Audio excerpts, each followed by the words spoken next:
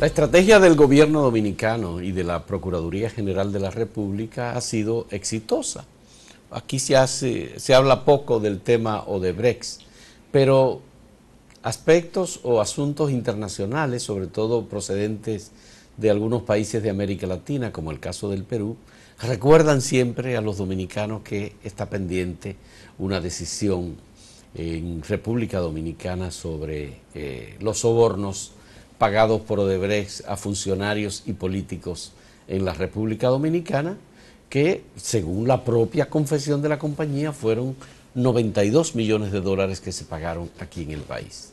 En Perú la cuestión es distinta, porque en Perú creo que se admite que se pagaron 59 millones de dólares. No es de los... O un poco menos. Sí, no es de los países donde más dinero... Pero ya lleva varios presidentes afectados. No solamente Alejandro Toledo, que anda huyendo y que hay un proceso de extradición en marcha. Él está en Estados Unidos. Y las investigaciones que afectan a Alan García, lo mismo que la prisión al presidente Ollanta Humala y a su señora esposa. Y a su señora esposa, y ahora un presidente activo, el primero de los presidentes activos, que tiene que irse como consecuencia del escándalo de Odebrecht. Pedro Pablo Kuczynski acaba de presentar su dimisión, su renuncia, el día antes, porque hoy debió el Congreso del Perú conocer un proceso de impugnación nuevamente por los datos surgidos luego del primer proceso que se hizo, en donde no lo sancionaron por la falta de 6 votos, pero lo más importante, Gustavo, es que se revelaron unos videos en donde Kenji Fujimori, legislador, diputado de Fuerza Popular, aparece sonsacando y parece que sobornando a legisladores para que no votaran a favor de la moción de censura contra el presidente Pedro Pablo Kuczynski. Eso te iba a decir, que el otro hecho en todo esto es, en aquella ocasión, él se salvó, Pedro Pablo Kuczynski, por ese pacto con una facción del fujimorismo, la de Kenji, no así la de Keiko, que quería que lo defenestraran, porque ella tenía la convicción de que si caía el presidente y el vicepresidente, que entonces el Parlamento la iba a elegir a ella, por lo menos de transición, presidenta. Y quién sabe, los Fujimori son famosos por la fullería que pueden hacer, ¿verdad?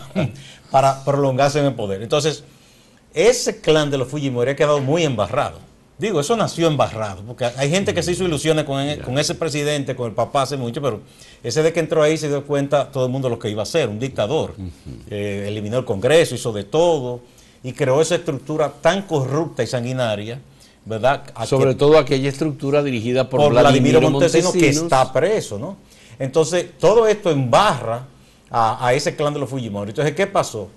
La escasa alianza que había del presidente Pedro Pablo Kuczynski, no solo con esa facción del fujimorismo, sino con quienes le llevaron primero en las elecciones en una coalición, que fueron varios partidos liberales y de izquierda, que como eran más contrarios al fujimorismo, entendieron que él era lo menos malo. Pues esos partidos de izquierda han hecho una especie de autoanálisis y dijeron, no, nosotros no podemos apoyar la corrupción.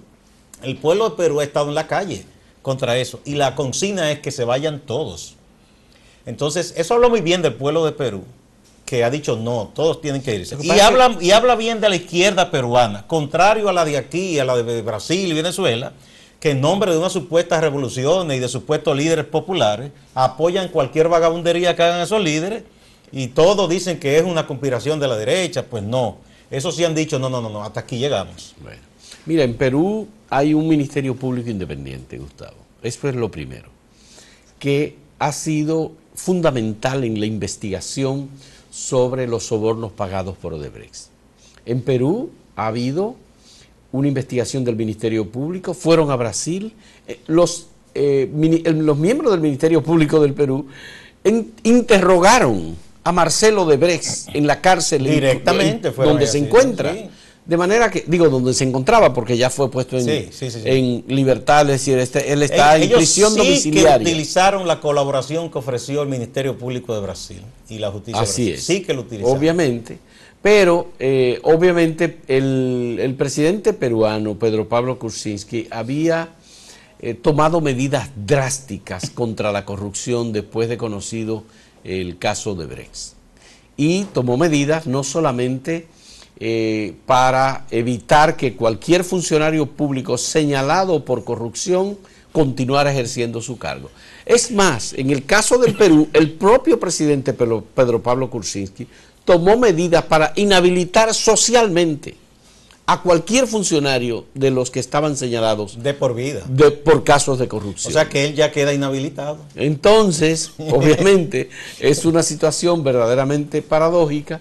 Lo que iba a ocurrir es que definitivamente, y por eso él tuvo que renunciar, que lo iban a impugnar, el proceso de impugnación iba a ser exitoso, y para no pasar por la vergüenza, la humillación que esto representa, por supuesto, él optó por retirarse con una carta que remitió y que ya conoció una comisión del Legislativo. Entonces, mira qué interesante, el vicepresidente es embajador en Canadá. Embajador en Canadá. Él copió ahí una aberración que hizo Balaguer, que siendo presidente, y entonces nombró como embajador en Estados Unidos a don Carlos Morales Troncoso. Entonces decían constitucionalistas en ese momento, eso era una tremenda contradicción, porque un vicepresidente es parte del Poder Ejecutivo, que se supone que está por encima de cualquier ministerio, ¿no? Entonces, él, siendo vicepresidente, era subalterno de ministro de Exteriores. Eso pasa en Perú ahora también. Son de esas cosas muy latinoamericanas, ¿no? Subalterno del ministro de Relaciones Exteriores porque es embajador. Lo que aquí se le criticó a Balaguer en su momento, porque don Carlos entonces tenía que despachar con el secretario de Relaciones Exteriores, con el canciller, pero a su vez se suponía que él era superior porque él era parte del Ejecutivo. Por cierto, a propósito de esta situación en Perú, ¿cómo marchará la investigación del Ministerio Público en República Dominicana, que pidió 4 meses más para seguir investigando? Luego de 8 meses. Nadie puede marchar con un cepo y metido quizá en un balde de cemento que se esté cuajando, como dicen los constructores. Yo creo que así que está el procurador, un balde de concreto armado. Como esta zapata ancha que hacen para un edificio, no hay forma de que se mueva. No hay forma. No, eso está ahí, estancado completamente. Porque cuando se habla de la renuncia del presidente Kuczynski, él renuncia porque está acorralado y porque puede... Bueno, porque ya se iba a exponer a todo ese escarnio, a toda esa... Lo que agravó la situación de Kuczynski fue, primero, que su empresa recibió un contrato de asesoría con Odebrecht por $700,000, en primer lugar. Él lo negó. Obviamente, lo negó porque él dijo que él desconocía que eso existiera, pero fue una compañía suya en la que él era accionista principal. Ahí hay una especie de perjurio, de la que hizo el contrato. Porque dijo que no sabía. Yo no conozco empresario que ignore un negocio de una de sus empresas. Pero digamos que tuvo éxito en la defensa que tuvo ante el Congreso por un abogado muy elocuente que dio un discurso bastante largo y que al final no se consiguió la impugnación del presidente. Pero tan pronto sale de la impugnación, el presidente emite un decreto de perdón y de excarcelación del expresidente peruano Alberto Fujimori. Y obviamente Alberto Fujimori estaba acusado de crímenes de lesa humanidad. Es decir, y de muchísimos casos de corrupción. Muchos casos de corrupción, haber abolido el Congreso de Perú y además familias que se habían querellado formalmente estaban reclamando que sus familiares que habían sido asesinados. Bueno, el caso famoso de la Cantuta. De la universidad, que mataron decenas de jóvenes estudiantes. La Universidad de la Cantuta, exactamente. Y los enterraron en una tumba colectiva. Entonces, todo eso estaba ahí y la indignación fue muy grande. Claro, yo creo que Kuczynski debió haberse arrepentido de haber tomado esa decisión. Ahora, parece ser que si él no tomaba la decisión de indultar a Fujimori, iba a pasar en el Congreso en ese momento la impugnación. Obviamente porque no tenía los votos. Sin esa fracción del fujimorismo no podía. Pero bueno, lo cierto es interesante lo que está pasando en Perú. Es cierto que eso es una crisis, pero yo creo que es una crisis para bien. Porque si es una mafia lo que está controlando la política, hay que salir de esa mafia. El tema es que él tenía apenas 1 año y 8 meses en su gobierno. Y él había ganado una elección reñida, muy reñida, a Keiko Fujimori. Y, mira, hay otro aspecto sobre Perú, pero tenemos que ir a una pausa. Cuando retornemos, vamos a ver la repercusión regional de esto ahora. Sí.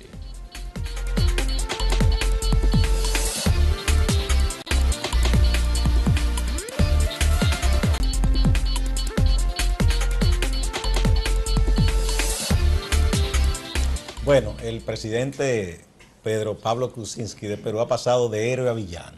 Sí. Porque él había sido, es un hombre que en el ejercicio profesional y empresarial decían que era un hombre exitoso. Muy exitoso. Sí. Fue ministro de Economía o de Finanzas de Alejandro Toledo. De Economía, sí. Y ellos impulsaron unas reformas que estabilizaron mucho a Perú. Perú tenía una economía sólida en el aspecto macroeconómico, estaban haciendo algunas reformas microeconómicas y había un dinamismo que muchos decían, qué bien.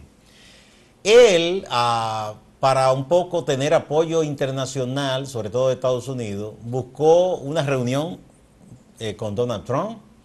Él se había educado en Estados Unidos, hablaba un inglés muy fluido, incluso dicen que había tenido algún tipo de relación de negocio hace muchos años con alguna de las empresas de Trump. Trump le dio un espaldarazo, ¿verdad? Y él, para la política exterior de Trump respecto a Venezuela, de inmediato se pronunció y ayudó a esa política. En la cumbre que se va a celebrar, que uno no sabe si se va a celebrar ahora, de las Américas en Perú, el próximo mes de abril, a mediados, ¿no? 14 y 15 de abril. Él instruyó a su Ministerio de Relaciones Exteriores para que enviaran una carta al presidente de Venezuela, Nicolás Maduro, diciéndole que no era invitado, que no era grato ahí.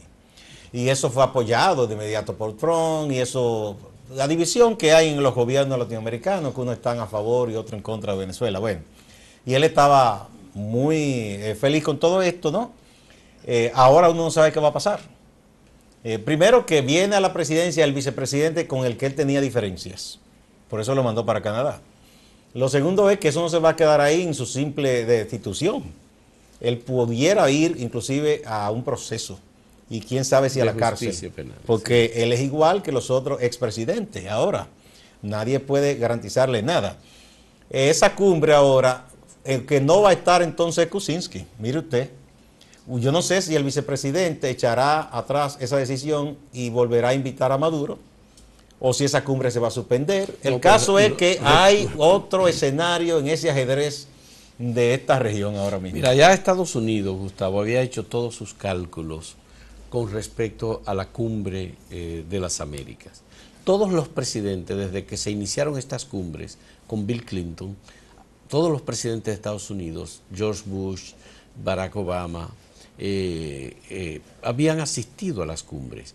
Lo que pasa es que y cada uno de ellos duró 8 años gobernando. Lo que pasa es que... Exceptuando Bush padre. Bush padre también, todos asistieron. Sí, porque lo que nada más duró un periodo. Entonces Donald Trump decidió que debía asistir a esta cumbre después de la decisión de Kuczynski de desinvitar a Nicolás Maduro. Pero Estados Unidos tiene una política muy dura expresada por el destituido secretario de Estado Rex Tillerson, que es la recuperación de la doctrina de Monroe. Tillerson hizo una gira por varios países de América Latina y el objetivo fue evitar que Venezuela se presentara en la Cumbre de las Américas y además producir una especie de acorralamiento en América Latina contra Nicolás Maduro. Pero al mismo tiempo también metiendo miedo a estos países, diciendo que no se acerquen a China, que no hagan mucho negocio con los chinos. Bueno, eso es otra parte de la historia. Esa es otra parte de la historia. Él vino a dar pao. Exactamente. Pero entonces fue destituido repentinamente Tillerson por el presidente Trump, y Trump decidió que iba a acudir a la cumbre y se anunció oficialmente que Trump debía acudir a la cumbre. Lo que pasa es que ahora la cumbre, uno no sabe si se va a realizar o no, pero tiene temas como que le preocupan mucho a los países del continente, como la guerra comercial iniciada por Donald Trump con el tema del acero y los impuestos de Estados Unidos a la industria del acero. El país más afectado en América Latina por esa decisión es Brasil. Y también, obviamente, Chile también. Chile y México son países Chile igualmente. Chile es un gran exportador de metales también. Entonces, bueno, ¿cuál es la política de Estados Unidos hacia América Latina? No lo sabemos.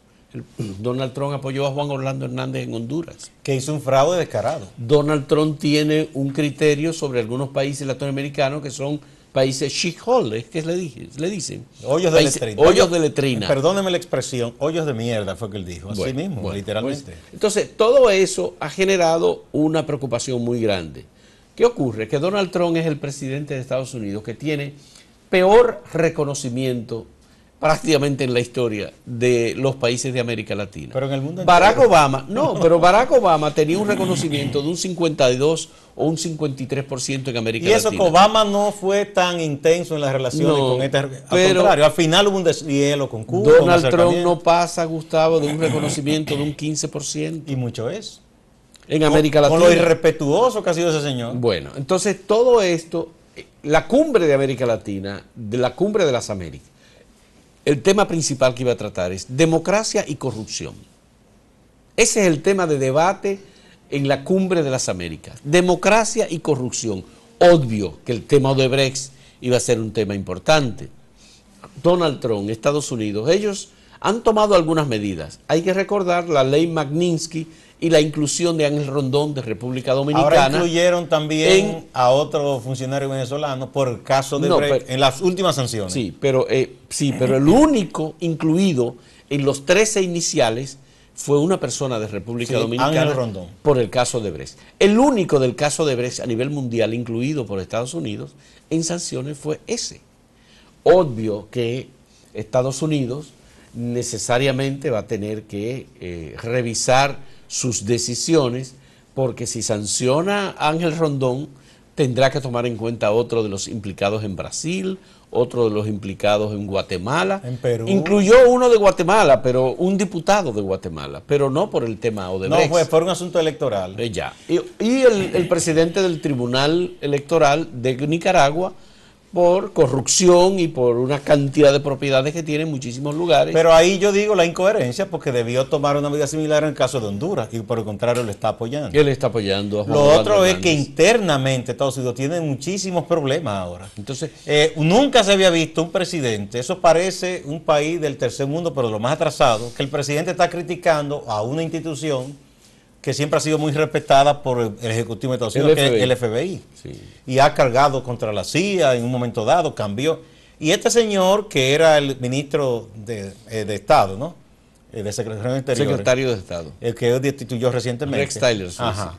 Fue un alto ejecutivo de Exxon. Y Exxon se sabe que fue condenada en los propios tribunales de Estados Unidos por un problema que él provocó con el gobierno de Venezuela. O sea que tenía una cuestión hasta personal. Sí. Ese señor no es diplomático ni nada. Yeah. Y todos estos líos con China y además con el asunto del acero, ya la Unión Europea está advirtiendo que esa guerra nadie va a ganarla.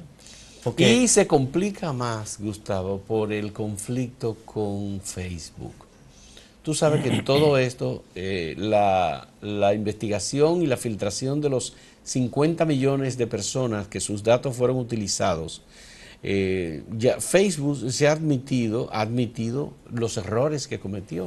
Bueno. Entonces, todo conlleva a que la empresa que participó en la filtración de los datos, se llama Cambridge Analytica, es una empresa que tiene como uno de sus ejecutivos o accionistas importantes a Steve Bannon. Sí, sí. Obviamente, todo esto también complica la situación de Donald Trump. Bueno, ya en muchos países europeos, los servicios de investigación e inteligencia han intervenido todos esos servidores de Facebook y de compañías que están asociadas. En Gran Bretaña, en Suecia están, y ya la Unión Europea se ha pronunciado de manera firme sobre hasta ayer las pérdidas de Facebook por esta investigación y por el caso de la gente del gobierno ruso que fueron manipulando información, creando perfiles falsos, etcétera, sustituyendo la identidad de ciudadanos de Estados Unidos.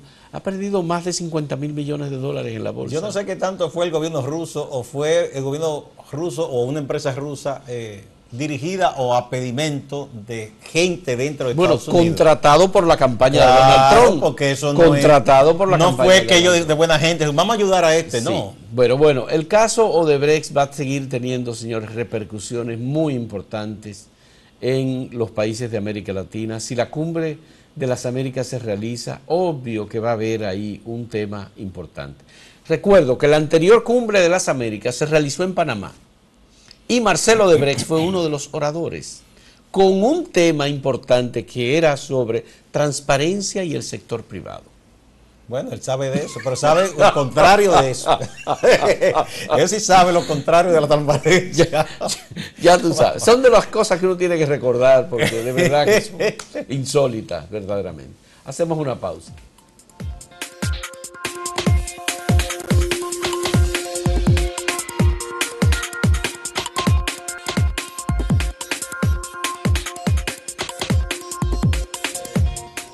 El presidente del Senado, Reinaldo Pared, y secretario general del Partido de la Liberación Dominicana, ha dicho en unas declaraciones a los periodistas que la Constitución de la República prohíbe al presidente Danilo Medina postularse como candidato en el año 2020, que él se va a pronunciar sobre ese tema porque está muy claro que para el presidente poder postularse en el 2020 tiene que cambiar la Constitución de la República. Es decir, él está descartando el procedimiento por la vía del Tribunal Constitucional como una vía para el presidente poder postularse. Tribunal Constitucional o la interpretación que hacen algunos diciendo que no es necesario ningún cambio. Es decir, él está rechazando la versión de Lucía Medina, la hermana del presidente, que dijo que el presidente tenía derecho a postularse y que la Constitución no se lo prohibía. Claro, Reinaldo Pared dice que él se va a pronunciar sobre ese tema. En su momento, con detalles, y uno no sabe si al final lo que se está admitiendo en el Partido de la Liberación Dominicana es que para cualquier repostulación a una segunda reelección de Danilo Medina, tienen que ser por la vía del Congreso Nacional. Bueno, por lo menos Reinaldo. Porque yo no sé si Reinaldo no habló ahí como en nombre del partido. Le preguntaron. Pero él es el secretario general. Sí, pero él no habla a título personal. No. Sí, ahí hace tiempo que se habla a título personal cualquiera. Eso de que no se hablaba así, eso era antes. Y él habló incluso más bien como senador, ¿verdad?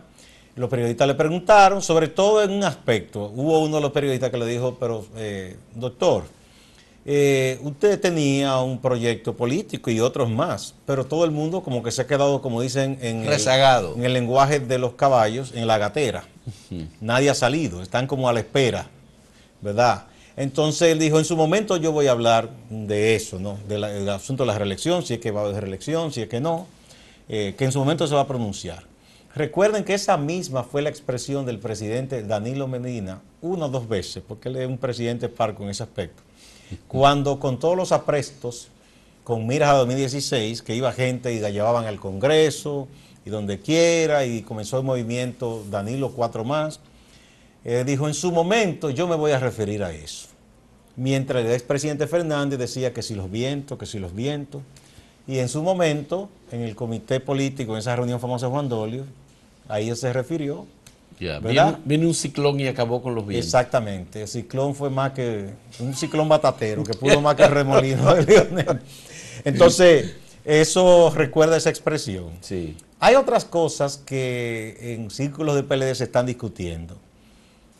Unos dicen que el presidente tiene la convicción de que no es conveniente que él ahora se embarque, pese a que dice que tendría el apoyo en el comité político y en el Congreso para embarcarse. No la modificación, sino aunque se modifique, embarcarse ahora en una reelección nueva. Sino que él estaría pensando, o su gente, o su equipo político, en que si es posible, quizá que se modifique la Constitución, con mira a que él, aunque salga ahora del poder, pueda regresar en un futuro. Eso fue lo que hizo Leonel Fernández, exactamente. Sí, en la negociación que hizo con Miguel Vargas. Claro. Que fue lo que le costó más caro al ingeniero Vargas, porque habilitó de golpe y porrazo a Hipólito Mejía y habilitó la posibilidad de que Leonel se pudiera reelegir en el 2008.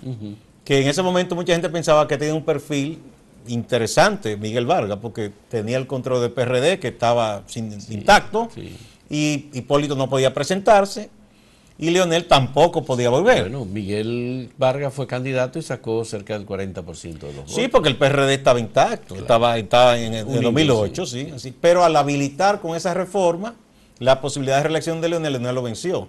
Y después, para el 12, después de los cambios del 10, pudo volver Hipólito Mejía. Bueno, porque Hipólito le ganó la convención a Miguel Vargas Maldonado. Una convención abierta. Pero tú parece que tienes un poco más de información, porque tú decías, lo que van a hacer en el Partido de la Liberación Dominicana es esperar una decisión del Tribunal Constitucional. Eso se ha estado hablando. Y entonces el Congreso asumiría la sugerencia del Tribunal Constitucional. Parece que está ganando fuerza, según me han dicho algunos amigos PLDistas, el siguiente punto de vista. No presionar, ya tenemos casi que irnos, pero hay que decir esto muy prontito, al Tribunal Constitucional para que diga eso es inconstitucional, sino que el Tribunal se pronuncie con uno de esos pronunciamientos guabinoso. Sí, no, todo lo contrario, diciendo, bueno, no vamos a declarar inconstitucionalidad de la Constitución, pero pensamos que no es bueno que a un ciudadano se le viole un derecho que lo tienen todos. Entonces pedir o recomendar o decir, corresponde al Congreso esa decisión. Entonces, y en el Congreso se reúna, puede que reforme la Constitución, y ahí entonces la decisión de si ir ahora de nuevo a la reelección o dejarlo para un futuro sería del presidente Medina. Ya, bueno. Señor, complicado eso de todos modos. Así es. Además, eso tiene un costo económico y político alto también. Bueno. Ya no lo tuvo político, el costo político no lo tuvo en el 2015. Lo tuvo. Pero pregúntale a todos los que quedaron ahí con proyectos de ser senador, ser hecho. Complicado, muy complicado. Señores, muchas gracias. Hasta mañana. Hoy es el Día Internacional del Agua. Importantísimo. Recuerden eso. Día Internacional del Agua. Hay que conservar los acuíferos, hay que conservar el agua potable, el agua dulce, el agua de los ríos y el agua de los mares también. No contaminar. A propósito de ese río Jaina, que es una sustancia que no han querido decir todo lo que eso puede acarrear. Bueno, hasta mañana, señores.